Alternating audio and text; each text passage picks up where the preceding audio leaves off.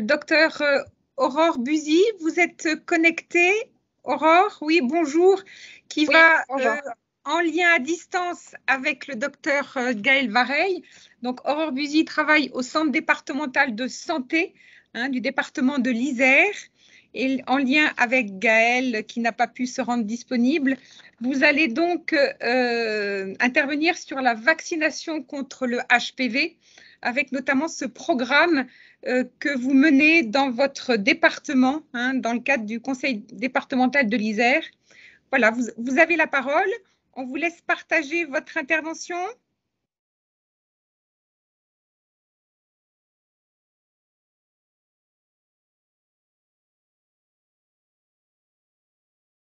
Parfait. N'oubliez pas d'allumer votre micro. Oui, c'est tout bon. Parfait, merci Aurore, on vous écoute. Donc, on va attaquer pour présenter le programme mené donc, par le département de l'Isère depuis 2018 pour promouvoir la vaccination contre les papillomavirus. Donc, tout d'abord, pourquoi ce programme? Donc, brièvement, on sait que les papillomavirus sont fréquents, puisqu'on estime à peu près 8 personnes sur 10 qui seront infectées au cours de leur vie. Ils sont contagieux et ils peuvent avoir des conséquences sur la santé. Donc, pour certains types d'HPV, ça va être des verrues génitales et pour d'autres types d'HPV, ça va être après des dizaines d'années après l'infection, ça peut être des cancers. Donc, ça concerne les femmes, avec notamment le cancer du col de l'utérus, mais également les hommes, puisque un tiers des cancers concernent les hommes pour les cancers liés au HPV. Ensuite, on a un vaccin qui a fait ses preuves contre les infections HPV, mais également contre les lésions précancéreuses. Et depuis quelques années, on a également les preuves de son efficacité contre les cancers du col de l'utérus. Donc, cette étude assez connue de Ley, qui date de 2020, avait montré une réduction du risque de cancer du col de l'utérus chez les jeunes femmes de 63%, et d'autant plus si elles étaient vaccinées jeunes, donc avec une réduction de risque de 88% si elles étaient vaccinées avant 17 ans. On a en France, donc ça c'est les chiffres en 2018, époque donc où la campagne du département a attaqué. On avait à peu près une jeune fille sur 3 vaccinée. Donc, ce n'est pas suffisant par rapport aux objectifs de santé publique. Et on voit que les pays voisins avaient des couvertures vaccinales beaucoup plus élevées, donc avec très souvent des couvertures supérieures à 70%, voire 80%, voire 90% pour certains pays. Et également au niveau mondial, donc des pays qui sont beaucoup plus vaccinés, que ce soit en Océanie, en Amérique du Nord ou Amérique du Sud.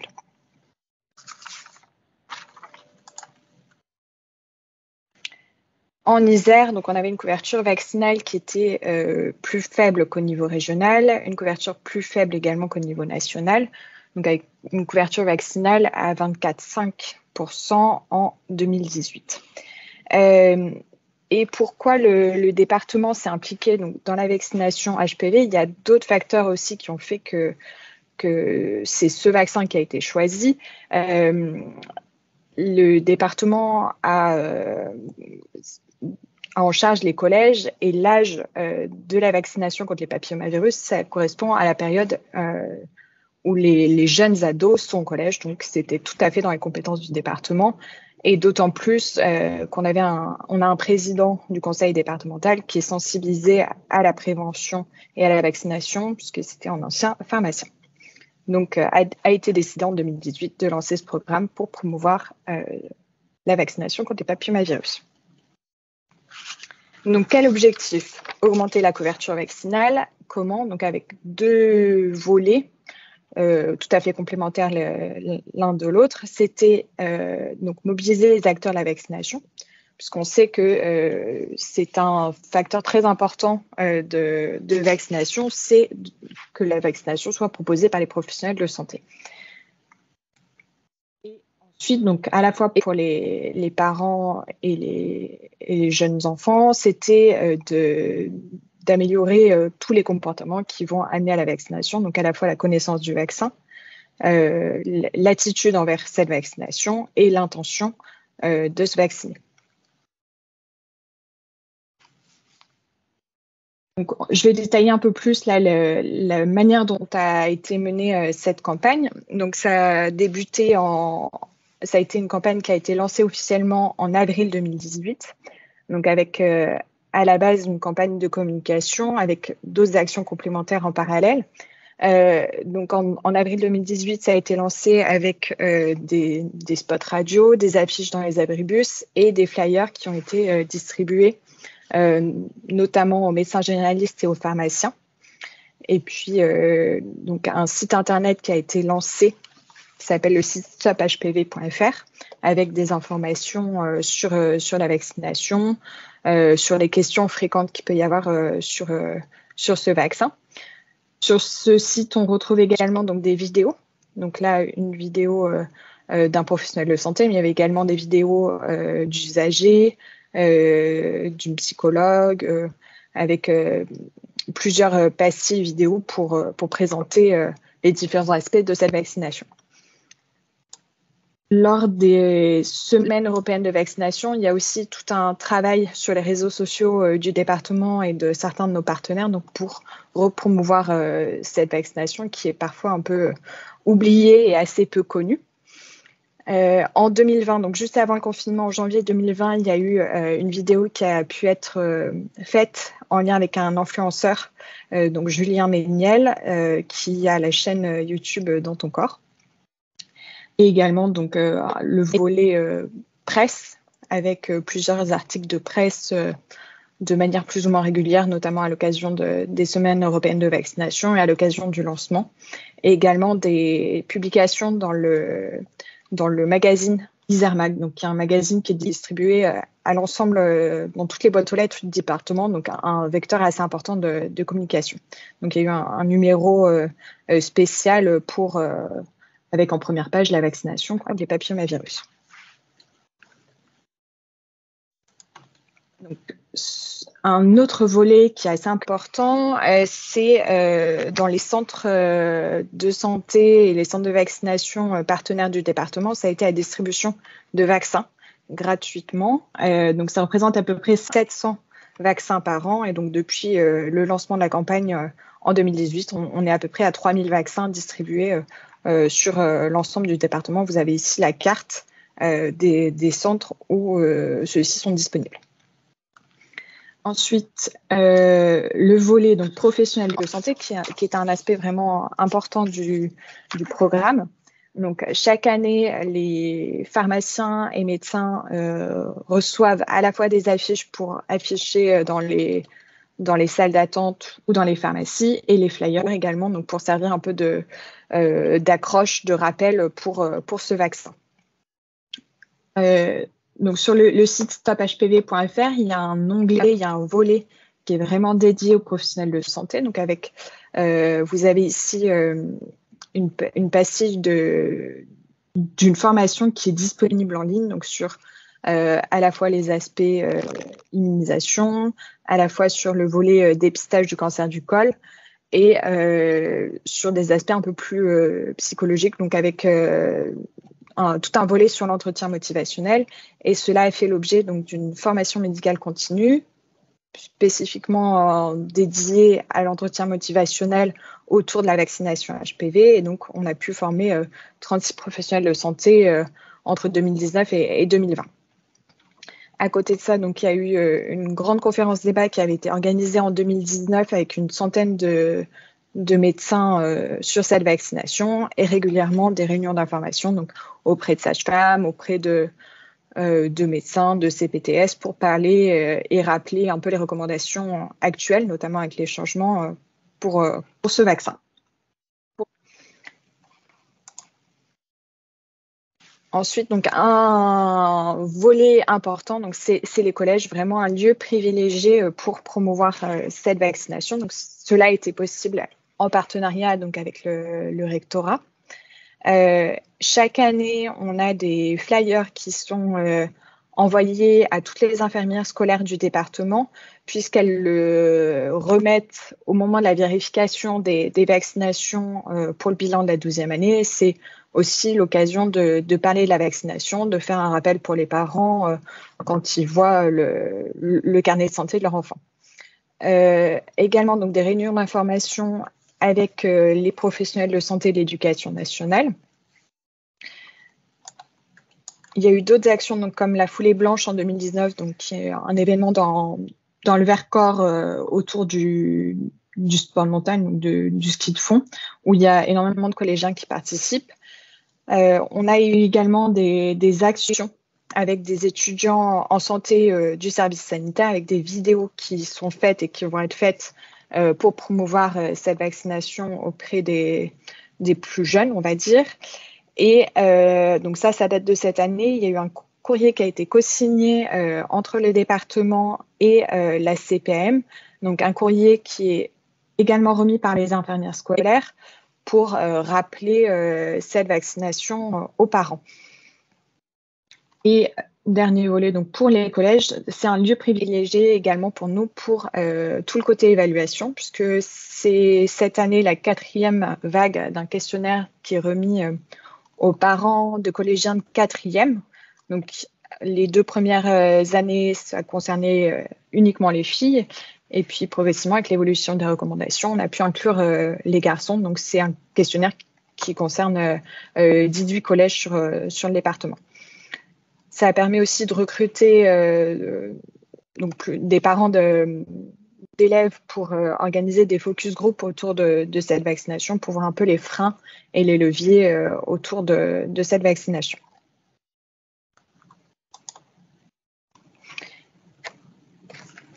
Donc là, c'était pour présenter l'évolution de la couverture vaccinale donc entre 2018 et 2021, avec bien sûr des chiffres, voilà, c'est une couverture vaccinale à l'échelle du département, donc il y a plein de facteurs qui peuvent faire évoluer ces chiffres.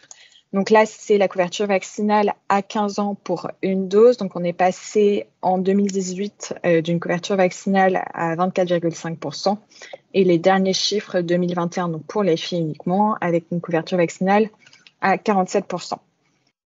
Et pour la couverture vaccinale à 16 ans, schéma complet, on était en 2018 à une couverture vaccinale de 20,6%. Et en 2021, donc 39,1%. Donc, on a atteint presque l'objectif qui était de doubler la couverture vaccinale depuis 2018. Donc, on voit qu'il y a une dynamique qui est engagée, une progression qui est importante. C'est la 10e progression au niveau national entre 2018 et 2021. Donc, comme je le disais, il y a plein de facteurs qui rentrent en compte dans l'évolution de cette couverture vaccinale. On a un peu l'impression qu'il y a eu une évolution et un peu un effet boule de neige qui est en train de se mettre en place autour de cette vaccination. Donc, en parallèle de cette échelle départementale, on a régulièrement on a des chiffres à l'échelle infradépartementale pour voir un peu les dynamiques un peu plus territoriales pour voir à l'échelle des territoires comment ça évolue et pourquoi ça évolue. Donc, pour la suite du programme, donc, il est prévu de finir de mettre à jour le flyer, puisqu'on avait auparavant donc, une version fille-garçon, mais avec des masques. Donc là, on est en train d'enlever les masques sur les photos des jeunes. On va continuer la mise à jour du site internet Stop HPV, donc avec l'actualisation complète sur la garçon, parce qu'il n'y a pas encore tout qui est mis à jour. On va essayer aussi de faire intervenir des ORL et des gastros sur les conséquences des cancers ORL sur des HPV. Donc, 4e vague de questionnaires qui vient de partir dans les collèges. On va poursuivre les focus group donc, sur des territoires assez particuliers. On voit une dynamique différente du reste du département. Donc pour le comité technique donc, qui se réunit régulièrement, c'est-à-dire 2 à 3 fois par an, on essaye depuis 1 à 2 ans d'inclure des représentants d'usagers dans ce groupe. Donc là, on va essayer de poursuivre ça pour avoir quelqu'un dans notre comité technique. Une vidéo donc, qui va être faite par des élèves en santé du service sanitaire. Il est prévu donc pour la CPM d'une évaluation de ce courrier qui a été remis par les infirmières scolaires, voir un peu l'impact que ça a eu. Et il est prévu également, il me semble, un rappel mail sur l'espace Amélie pour les enfants qui ne seraient pas encore vaccinés. Et idéalement, donc dernière étape, ce qui serait souhaité, ce serait de proposer un rattrapage vaccinal dans les collèges, pas uniquement pour HPV, mais d'autres vaccins, et de proposer en même temps la vaccination HPV dans les collèges. Donc, en bas, vous avez la liste de tous les partenaires de ce programme, donc, avec qui on est en lien régulièrement, sans qui ce programme ne pourrait pas avancer et être aussi dynamique depuis 2018. Vous avez également ici donc, la liste des internes de santé publique qui participent depuis le lancement et même avant, depuis 2017, à l'élaboration, à l'évaluation, au suivi de ce programme. Et également donc, le contact de Gaël Varey qui ne pouvait malheureusement pas être là ce soir et qui pilote ce programme depuis le début. Voilà, j'en ai terminé pour la présentation.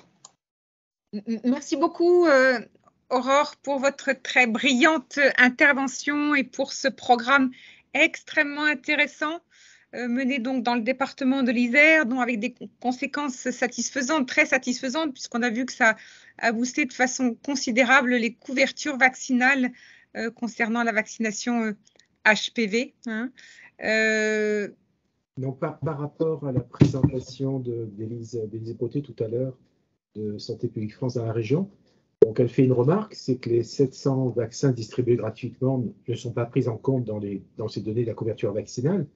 Il en est de même des vaccinations qui sont réalisées dans les Cégides, qui sont faites gratuitement et qui n'apparaissent pas dans les données présentées. Et je pense que quantitativement,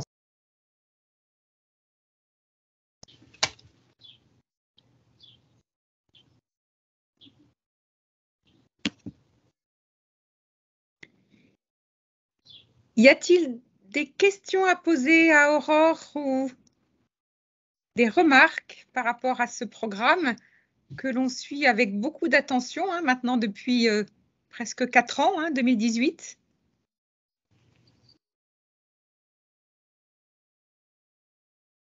Alors, on va passer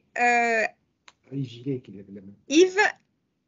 Allez-y, Yves, on vous écoute. Yves, on ne vous entend pas, peut-être qu'il n'y a pas le son, il faut que vous débloquiez votre son. J'ai essayé, mais j'y arrive pas, décidément. Voilà, c'est bon. Oui, merci pour cette présentation. Ça montre qu'on peut y arriver, même s'il y a encore du travail. J'avais une question. Est-ce que vous avez eu des retours ou des difficultés, des retours négatifs de la part des différentes personnes, des différents intervenants? Parce que c'est un sujet qui est toujours un peu, qui cristallise un petit peu l'HPV. Et est-ce qu'il y a eu des difficultés particulières ou c'est juste qu'il faut mettre les moyens pour? Merci.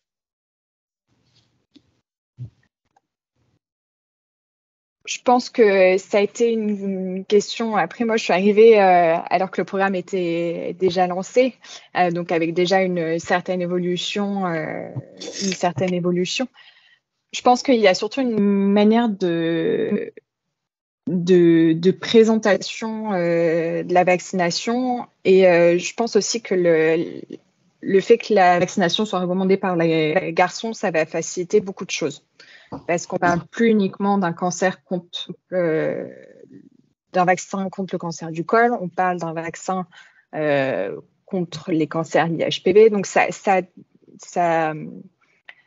ça détache un peu ça de toutes les questions liées à la sexualité qui étaient un peu difficiles à aborder à la fois par les parents, par les médecins. Donc là, un vaccin qui est fait dès 11 ans pour se protéger de cancer, d'une infection qui est fréquente. Donc, je pense que ça évolue avec le discours qui peut en être fait et aussi avec la recommandation pour les garçons. Merci beaucoup. Alors, s'il n'y a plus de questions, on va rester toujours